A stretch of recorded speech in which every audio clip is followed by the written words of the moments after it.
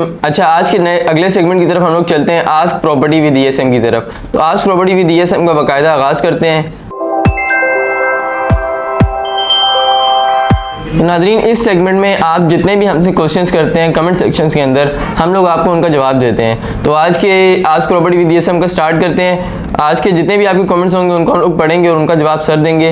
Shahbaz sir से सवाल पूछना शुरू करो आज के ईएसएम के। तो सर, आज के पहला सवाल ये है कि सवाल करते हैं, आपकी वीडियो जो थी उस पर विरासत के इंतकाल का नया नोटिफिकेशन जारी, विरासत के इंतकाल की मुकम्मल तफसीलात, ये आपकी वीडियो थी। इसमें आपने एक वर्ड यूज़ किया था पत्तीदार, तो वो जो है मलिक कदीर आर के इनका जो अकाउंट का नाम है, ये सवाल करते हैं कि ये पत्तीदार क्या होता है, इसका ज़रा बयान कर दें। जी, मलिक कदीर साहब, अगर किसी शख्स की किसी एरिया में भी ज़मीन है ना और उसी एरिया में एक दूसरे बंदे की भी ज़मीन है, तो वो जो दूसरा बंदा होगा उसको पत्तीदार कहते हैं। वो पत्तीदार एक भी होता है, 100 भी होते हैं, 50 भी होते हैं। मतलब आपका इलाका तो मैं नहीं जानता, लेकिन मिसाल देता हूँ कि सरगोदा के अंदर आपकी कोई 5 किले ज़मीन पड़ी है, लेकिन आपके बराबर में भी किसी की होगी, थोड़ा सा आगे पीछे और भी ज़मीनें हैं, तो उन ज़मीनों के जो मालकान है, जो आपको जानते हैं पर्सनली तौर पे कि ये ज़मीन आपकी है, और उस बंदे को पत्तीदार कहा जाता है। तो सर, ये नेक्स्ट क्वेश्चन है आपकी, जो आपने वीडियो बनाई थी, प्रॉपर्टी में RL2 क्या होता है। इस वीडियो के नीचे कमेंट करते हैं हमारे शौकत अली जोइया साहब, तहसीलदार पटवारी गिरदावर साथ मिले हुए हैं, तो उनको कोर्ट में कैसे रोका जा सकता है। जी मलिक शौकत साहब, बिल्कुल आपने ठीक कहा है कि गिरदावर और पटवारी अगर आपका काम नहीं कर रहे तो उसका क्या आप तरीकाकार अडॉप्ट कर सकते हैं, लेकिन बाज़ दफ़ा साथ तहसीलदार भी मिला होता है, तो क्या तरीकाकार। अच्छा, बाज़ दफ़ा रिश्वत भी मांगी जा रही होती है। अगर पटवारी आपसे रिश्वत मांगता है या काम नहीं कर रहा, तो पहला स्टेप उसका होता है कि तहसीलदार को उसकी एप्लीकेशन दे दे उसके खिलाफ। अच्छा, अगर तहसीलदार भी साथ मिला हुआ है तो हमारे पास फिर अगला ऑप्शन AC और DC का होता है। जो तहसील लेवल पे AC होता है, असिस्टेंट कमिश्नर, जिला लेवल पे डिप्टी कमिश्नर होता है DC, उसको एप्लीकेशन दे दें। अगर फिर भी कोई हल आपका नहीं निकला तो हमारे पास आखिरी ऑप्शन होता है civil court plus anti corruption. एक एंटी करप्शन में एप्लीकेशन दे और सिविल कोर्ट में इनके खिलाफ एक ना दावा दायर किया जा सकता है, एक पिटीशन आप फाइल कर सकते हैं।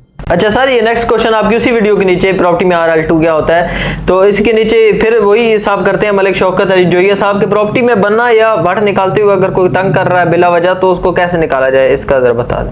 जी बिल्कुल मलिक शौकत जोइया साहब, बड़ा अच्छा सवाल किया आपने। अक्सर हमारे गाँव देहातों में यही होता है कि कोई भी इस तरह का ना, मतलब एक बन्ना निकालना है या वट निकालनी, या दूसरा जो आपके साथ वाला है वो बीच में तंग करना शुरू करता है। अच्छा, फिर गालम गलोच होती है, झगड़ा बढ़ जाता है, फिर जो ना बातें कत्ल तक पहुंच जाती हैं, फैयारे कट जाती हैं, तो ये गलत प्रोसीजर है। इसका बड़ा एक साफ सुथरा प्रोसीजर है। आपने मुतलका थाने जाके दफा 145 CRPC के तहत एक एप्लीकेशन लगा देनी है, SHO बनाम SHO, और साथ में आपने मुतलका जो उस एरिया का मजिस्ट्रेट है, एक पिटीशन उसके पास फाइल कर देनी है। अब जो वो मजिस्ट्रेट है ना, वो फौरी एक्शन ले लेगा और उस पे मुतलका SHO को भी अहकाम जारी कर दी जाएंगे, और SHO के पास भी आपकी एप्लीकेशन की गई हुई है, लेकिन जो FIR आपने कटवानी है वो दफा 145 CRPC के तहत कटवानी है। तो प्रॉपर्टी के अंदर ये सबसे बेहतर तरीका, अगर प्रॉपर्टी का आपका वो चाहे बनने का झगड़ा है, वट का झगड़ा है, डेरे का झगड़ा है, ट्यूबवेल का झगड़ा है, पानी का झगड़ा है, या बास दफा पानी जो ही है वो आपका रोक देता है और अपने उसको जमीन को लगा देता है, रात को जाके आपके पानी जमीन से रोकता है और अपने वो खाल से मुंह बना देता है अपनी जमीन को, तो इसका सिर्फ एक ही कानून जो है ना इम्प्लीमेंट होता है, दफा 145 CRPC।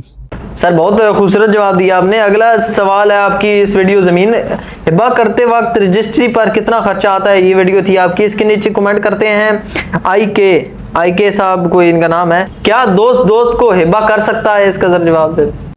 हिबा जो होता है ना, बेसिकली तोहफे को कहा जाता है, गिफ्ट को कहा जाता है। बिल्कुल अपने दोस्त को आप अपनी प्रॉपर्टी में से हिबा कर सकते हैं, लेकिन जितनी आपकी कुल प्रॉपर्टी है या कुल जायदाद है उसका 1/3, इससे ज़्यादा नहीं, 1/3 हिस्से से ज़्यादा आप हिबा नहीं कर सकते, गिफ्ट नहीं कर सकते। जी सर, ये नेक्स्ट क्वेश्चन है आपकी उस वीडियो के नीचे जो बनाई थी आपने, गज और मरला में क्या फ़र्क होता है। इस वीडियो के नीचे मुर्शिद 007 के अकाउंट का नाम है, ये भाई साहब कमेंट करते हैं कि 272.25 होता देहात में है, ये मरला, गज का मरला होता है देहात में, ये सवाल करना चाह रहे हैं तो इसका जवाब दे दें। जी मुर्शिद साहब 272.25 गज का मरला नहीं होता, हमें आपका कमेंट सही समझ नहीं आया। असल में उस वीडियो में मैंने बड़ा क्लियर मेंशन किया था कि जो हमारे गांव देहात होते हैं ना, वहां पे 272.25 स्क्वायर फीट या मुरब्बा फुट का एक मरला काउंट होता है। लेकिन अगर हम शहरों में निकल जाएं, पंजाब के शहरों में, लाहौर, पिंडी, इस्लामाबाद, कहीं भी, तो वो या हाउसिंग सोसाइटी में चले जाएं तो वहां पे 272.25 के हिसाब से नहीं होता, 225 मुरब्बा फीट के हिसाब से मरला काउंट किया जाता है। अच्छा सर, आपकी नेक्स्ट वीडियो जो है, उसी वीडियो जो है आपकी ज़मीन हिब्बा करते वक्त रजिस्ट्री पर कितना खर्चा आता है, उस वीडियो के नीचे ये कमेंट करते हैं, लाइफ इज़ ब्यूटीफुल अकाउंट है इनका नाम। तो भाई साहब करते हैं कमेंट के सवाल पूछना चाह रहे हैं, हिब्बा क्या टूट सकता है? माँ जी ने बेटी को हिब्बा किया है और अब वालदा ने केस कर दिया है क्योंकि बाकी बच्चों को इसका मालूम नहीं था, अब बेटी ने अच्छा सलूक नहीं किया। जी एक तो मैं अक्सर कहता हूँ कि अपना नाम साथ कमेंट के लाजमी मेंशन किया करें, या मैसेज करें तो नाम लिखा करें, क्योंकि ये आईडी का नाम होता है लाइफ इज ब्यूटीफुल, ये आपकी आईडी का नाम है। तो इसके मुताबिक देखें, जो हमें सवाल समझ ये आया कि वालदा ने बेटी को अपनी जायदाद हिब्बा की है, बाकी जो औलाद है उनसे थोड़ा बचा के, उनको नहीं पता चलने दिया। लेकिन अब वो बेटी जो है ना, वालदा की खिदमत नहीं कर रही या अच्छा सलूक नहीं कर रही, तो क्या अब मतलब वो वालदा जो है वो उस हिब्बा को वापस ले सकती हैं? अगर तो वालदा हयात है तो दोबारा जो उन्होंने हिब्बा किया है उसको वापस किया जा सकता है, रिवर्स किया, रिवोकेबल इसको कहते हैं, रिवोक किया जा सकता है। वापस वो अपनी प्रॉपर्टी अपने नाम पे कर सकती हैं, बेटी के नाम से हटवा के, अगर हयात है तो। अगर इस दुनिया से चली गई हैं तो फिर जो बाकी बहन भाई हैं, उस एक के अलावा जिसके नाम पे हिब्बा है, वो बहन भाई चैलेंज कोर्ट में जाके दावा कर सकते हैं और उनको भी उनका प्रॉपर पूरा हिस्सा मिल जाएगा। सर नेक्स्ट क्वेश्चन है आपकी उस वीडियो के नीचे, जिसकी वीडियो थी कि जानशीनी सर्टिफिकेट हासिल करने का आसान तरीका, ये वीडियो है आपकी। नीचे भाई साहब कमेंट करते हैं, टफ एंड टफ। सर अगर मिस्टेक हो जाए, हिस्सेदारों में कोई नेम गलती से ऐड हो जाए तो दुरुस्तगी का क्या तरीका है? एग्जांपल 2 भाई हों और तीसरा 3 लिखे जाएं और उसमें कोई दुरुस्तगी का चांस है, इधर इसके बारे में बता दें। जी आपने भी नाम अपना मेंशन नहीं किया, लेकिन आईडी का नाम आपका टफ एंड टफ है। लेकिन यहाँ पे मैं ये देखे ना, पूरा सवाल आपने ब्रीफली नहीं बताया। पहले तो ये पता होना चाहिए कि किस डॉक्यूमेंट में गलती हुई है। ये उस डॉक्यूमेंट का पता हो तब प्रोसीजर बताया जा सकता है कि इस डॉक्यूमेंट में गलती इस तरह करेक्ट की जा सकती है। जैसे कि इंतकाल में अगर गलती हुई है तो फर्द बदर के जरिए उस इंतकाल की दुरुस्तगी करवाई जा सकती है। मजीद अब आप अगर बताएंगे कि किस डॉक्यूमेंट में गलती हुई है तो उसके हिसाब से फिर मैं आपको ब्रीफ कर दूंगा। जी सर, आपका नेक्स्ट क्वेश्चन है आपकी उस वीडियो के नीचे, जो वीडियो आपने बनाई थी, ज़मीन का पुराना रिकॉर्ड कैसे चेक करें।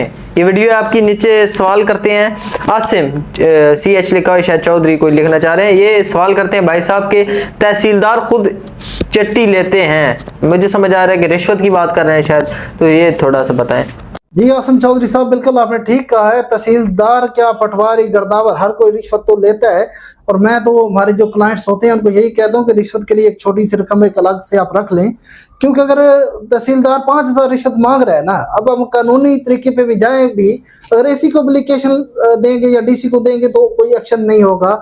हमें उसके लिए फिर थोड़ा ऊपर जाना पड़ेगा, सिविल कोर्ट में जाके केस करना पड़ेगा, पिटीशन फाइल करनी पड़ेगी। उसके लिए जो हमारे वकला हैं वो कम अज कम भी जो फीस डिमांड करेंगे 50,000, तो फिर चंगा नहीं 5,000 देकर जान छुड़ा लो, 50,000 वकील नु दवोगे, बाकी फिर केस के खर्चे अलग करोगे।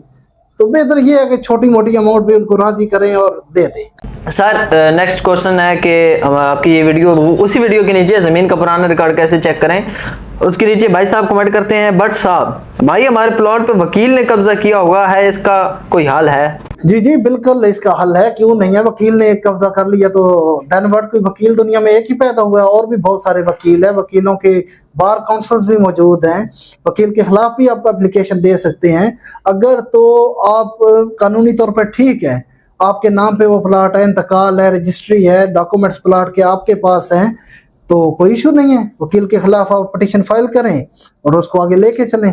जैसे जैसे मार्केट में अक्सर सुनने को आ रहा होता है कि जो वकील होता है वो वकील का भाई होता है, तो उसमें तो अपने भाई को सपोर्ट करेगा ना। इस तरह के अगर भी हम किसी और वकील के पास जा भी रहे हैं तो वो उस वकील को सपोर्ट नहीं करेगा। जैसे हम अक्सर पंजाबी में कहते भी हैं कि मज्जा मज्जा दियाँ भैणा होंदियां ने, इसी तरह वकील भी तो वकील का भाई होता है। फिर नहीं, ऐसा बिल्कुल भी नहीं है, ये एक मिथ बनी हुई है, मिसकंसेप्शन है। देखो जो इत्तेफाक है ना, इत्तेफाक तो जो मुसलमान है उनमें भी नहीं है। मुसलमानों के अंदर कितने ये फिरके बना के बैठे हैं। इसी तरह अगर कोई भी डिपार्टमेंट है तो उसमें इतफाक नहीं होता हर बंदे में। अगर वकील भी हैं तो ये ज़रूरी नहीं है कि सब वकील एक ही हैं, उनमें भी इतफाक नहीं होता। एक वकील के खिलाफ 10 वकील होते हैं। जो इलेक्शन होते हैं इनके बार काउंसिल का सदर मुंतखब किया जाता है, तो वहाँ पे पार्टीबाजी बनी होती है। एक वकील एक को सपोर्ट कर रहा है, दूसरा दूसरे को कर रहा है, तीसरा तीसरे को कर रहा है। तो अब देखें ना, थोड़ा सा वहाँ पे आप जाके इल्म ले लें, कचहरियों में चले जाएं कि ये जो वकील है किस पार्टी से इसका तल्लक है। अंदर इनकी पार्टियां होती हैं, जो मुखालिफ पार्टी है उसका कोई वकील हायर कर लें, उसके खिलाफ पता कर लें थोड़ा सा, तो हो जाता है। कोई इतना बड़ा काम नहीं है ये। सर मेरा भी एक सवाल है सर। सवाल ये है कि अगर 2 बहन भाई हैं या 3 बहन भाई हैं, तो उनमें से मतलब सबको प्रॉपर्टी का हिस्सा होता है। उसमें से अगर वालिद साहब अगर फौत होने वाले हो, किसी को पता हो कि वालिद की तबीयत सही नहीं है, तो वो एक बच्चा जाके सारी प्रॉपर्टी अपना नाम करा ले, तो फिर जो बाकी बच्चे हैं वो क्या केस कर सकते हैं उस पर? जी बिल्कुल। तो ये हमारे माशरे में आजकल ऐसे ही हो रहा है कि वालिद जब बीमार होता है तो इलाज पे फोकस नहीं होता, जायदाद पे फोकस होता है। और कोई एक शातिर बेटा जो है ना, किसी भी तरीके से वरगला के वालिद साहब को या किसी तरीके से ना धोखा दे के साइन करवा लेता है और प्रॉपर्टी अपने नाम करवा लेता है, लेकिन ये गलत प्रोसीजर है बिल्कुल भी। अच्छा, अगर तो बिलफर्ज वालिद साहब बच गए फिर किसी को जरूरत नहीं है दावा करने की। लेकिन अगर वालिद साहब दुनिया से चले गए हैं तो बिल्कुल दावा किया जा सकता है। सिविल कोर्ट के अंदर आप एक पिटीशन फाइल कर दे देंगे और अकॉर्डिंग टू वरासत जितना जिसका हिस्सा बनता है उतना मिल जाएगा। अगर किसी ने धोखे से नाम करवाई भी है तो कोई फायदा नहीं है। वो तब तक ही उसको यूज कर सकता है जब तक वालिद साहब जिंदा है। वालिद साहब जैसे इस दुनिया से जाएंगे दावा किया जाएगा और केस का फैसला जो है ना तमाम के हक में आ जाएगा और बराबर विरासत तकसीम हो जाएगी।